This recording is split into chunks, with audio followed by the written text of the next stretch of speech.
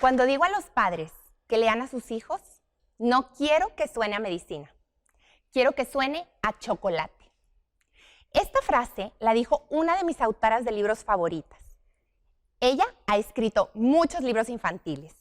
Es la australiana Mem Fox y ha dedicado gran parte de su vida a escribir para niños, así como a dar conferencias a padres y maestros sobre la importancia de la lectura en voz alta.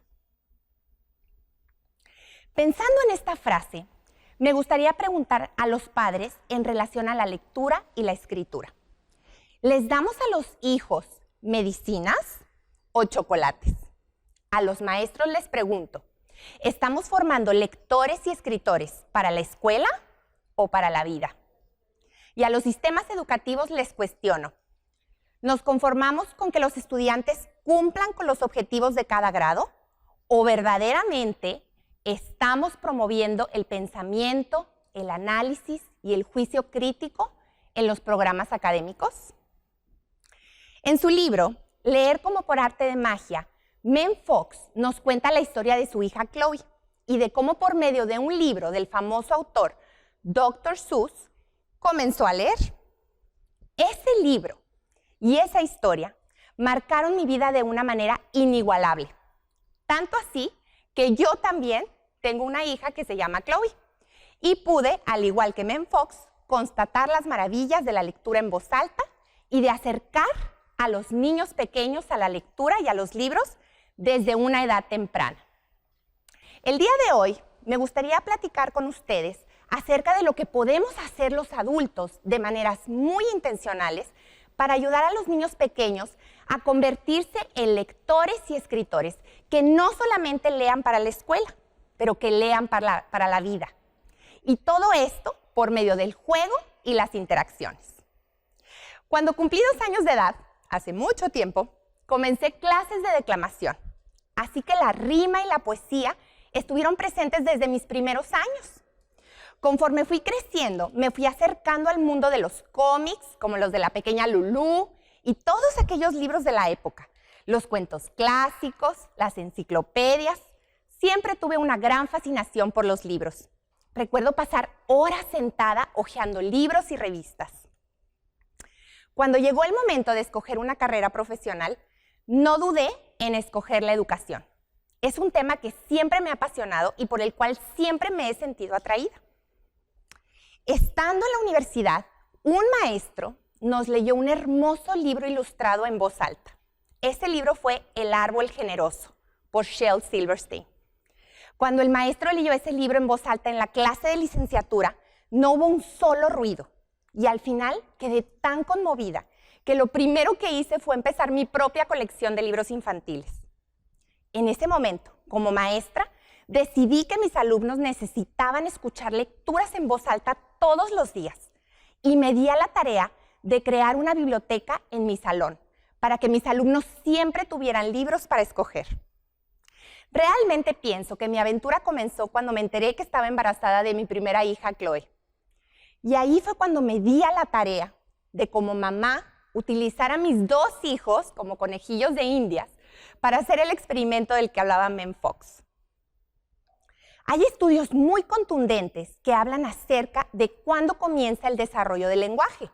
Según un estudio realizado en Finlandia, se determinó que el feto puede escuchar a partir de la semana 27 de gestación. Y entonces es ahí cuando comienza el desarrollo del lenguaje. Los bebés escuchan dentro del vientre materno, por eso la importancia de hablarles desde ese momento. Y eso fue lo que yo hice con mis 2 hijos. Ellos escucharon historias desde antes de nacer, y cuando pudieron sentarse en sus cunas y escuchar nuevamente las palabras, comprendieron que todas ellas salían de un objeto maravilloso, el libro. Y ahí comenzaron su vida como lectores, conectando las palabras con las imágenes.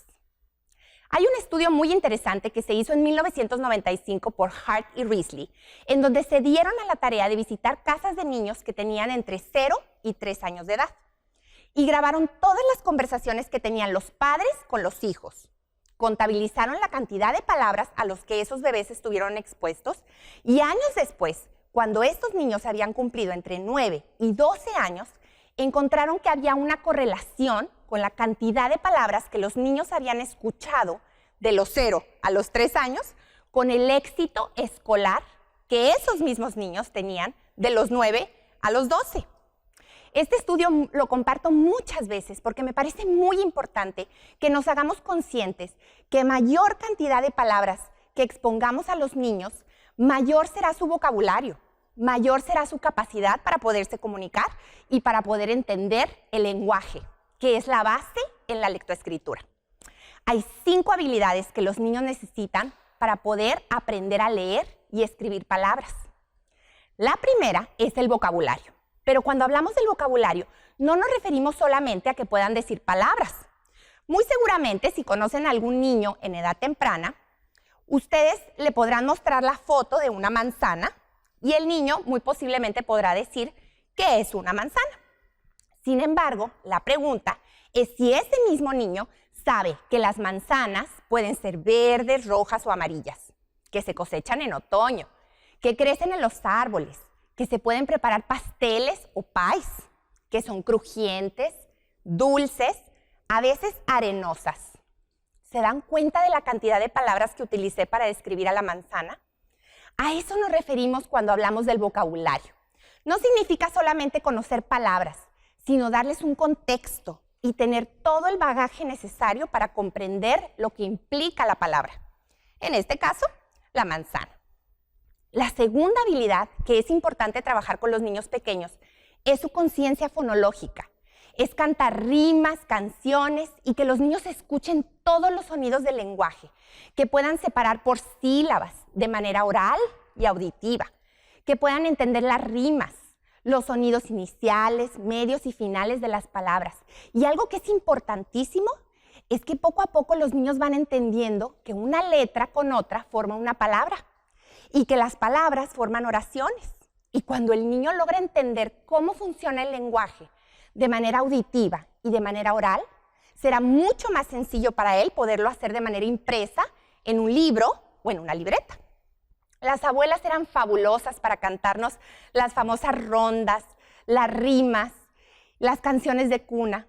Y así fue como aprendimos el sonido del lenguaje y que seguramente le dimos una interpretación y lo conectamos con nuestras propias experiencias. La tercera habilidad que tenemos que trabajar con los niños pequeños es el lenguaje oral. Pero no se trata solamente de hablar o producir palabras o pequeños enunciados, sino de que su vocabulario sea tan rico que puedan expresar oralmente una historia, que puedan contar con sus propias palabras un hecho, que puedan escribir un objeto, predecir, inferir, hacer conexiones, o inclusive que puedan resolver un conflicto utilizando el lenguaje. Esto se hace por medio de las interacciones. Por eso es tan importante que tanto padres y maestros hablemos con los niños pequeños. Betty Bardich, la autora del libro Talk to Me Baby, habla acerca de 2 tipos de lenguaje que utilizamos los adultos con los niños. El primero se llama el lenguaje de negocios. Les voy a dar un ejemplo muy sencillo.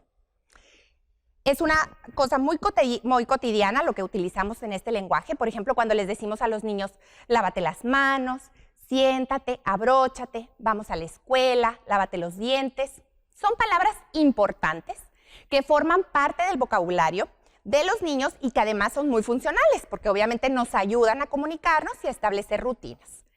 El segundo tipo de lenguaje que plantea esta autora es el lenguaje de juego y ese es el que marca la diferencia en el lenguaje de los niños. Ahí es cuando utilizamos tantas palabras como sea necesario para estimular la creatividad y la imaginación y que al mismo tiempo incrementa el vocabulario de los niños por medio de conversaciones de juego. Les voy a dar un ejemplo para hacer la diferenciación entre lo que es el lenguaje de negocios y el lenguaje de juego. Esta es una actividad que sucede todos los días cuando acompañamos a un niño a lavarse las manos. Fíjense bien. En el lenguaje de negocios, esto se vería más o menos así. Ok, listo, pásale, vamos a lavarte tus manos. Mete las manos debajo del agua. Tállate bien. ¿Listo? Ponte jabón. Ok. Muy bien. Tállate, tállate. Ok. Ahora sí. Enjuágate bien. Terminamos. Muy bien. Sécate las manos. Vámonos. situación muy cotidiana que vivimos los adultos cuando acompañamos a los niños a lavarse las manos. Ahora bien, escuchen la diferencia utilizando el lenguaje de juego. ¿Están listos? Muy bien. Ok, vente, acércate al lavabo. Vamos a lavar tus manos. Voy a abrir la llave. Mete las manos debajo. ¿Cómo se siente el agua? ¿Fría? ¿Tibia? ¿Caliente? Ahora sí, vamos a ponerte un poco de jabón. Frota tus manos. Rápido, rápido, rápido. Lento, lento, lento. Por arriba, por abajo, entre tus dedos. Que no quede nada de jabón. Ahora sí, vamos a enjuagarnos muy bien. ¡Ay, mira! Espuma. ¡Ahí hay una burbuja! Ahora sí, enjuágate muy bien las manos y vamos a cerrar muy bien la llave del agua para que no gotee. ¿Listo? Ahora sí, toma el secador para secar tus manos. Y listo. ¿Se dan cuenta de la cantidad de palabras que utilicé en el lenguaje de negocios contra el lenguaje de juego? Ahí es donde hacemos la diferencia. Por eso es muy importante que nos hagamos conscientes de la cantidad de palabras que utilizamos al momento de interactuar con los niños. Ahora, hay que darles tantas palabras como sea posible para que formen parte de ese vocabulario y puedan posteriormente utilizarlas también. La cuarta habilidad que hay que hacer para ayudar a los niños en este proceso de la lectoescritura es el conocimiento del alfabeto, de las letras. Ahí tenemos una gran ventaja, porque tenemos letras por todas partes. Hay una etapa en la que los niños por naturaleza son curiosos. Preguntan, ¿qué dice aquí? ¿Qué dice acá? Y ahí es cuando los adultos debemos aprovechar estas oportunidades para introducir a los niños a que cada letra tiene un nombre y cada letra tiene un sonido. Cuando los niños entienden que las letras forman palabras, que las palabras forman enunciados, oraciones, es como una magia. El niño finalmente aprende a decodificar esos símbolos que eran tan abstractos para él y les da un sentido. Y entonces la letra cobra vida junto con otra y de pronto resurgen imágenes en nuestra mente. El entender el contexto de una palabra y de una oración después de una historia. Jugar con las letras es una de las actividades más recomendadas en estas etapas. La letra más importante para un niño es la letra de su nombre. Entonces partimos de esa letra y luego de la letra de las personas que son importantes para él, como la de su familia o la de sus amigos.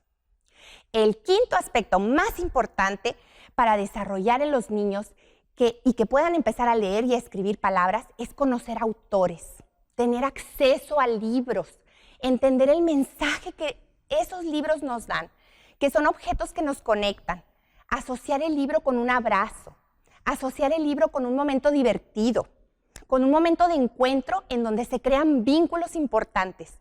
Y el momento del libro de la escritura se asocia con una experiencia positiva. Eso es algo sumamente importante. Todo acercamiento que los niños tengan con la lectura y con la escritura debe ser un momento agradable y especial. Así pues, por medio del juego, es como los niños aprenden y cómo se van sentando las bases que servirán para formar lectores y escritores para la vida, que sean competentes y que puedan utilizar todas estas habilidades para procesar la información que reciben. Estas nuevas generaciones tienen esa gran ventaja, tienen acceso a mucha información y nuestro deber ahora es darles las herramientas para que puedan emitir juicios informados, para que analicen la información y puedan utilizarla de la mejor manera para tomar las mejores decisiones. Mem Fox planteaba la idea de este triángulo amoroso: el adulto, el niño y el libro.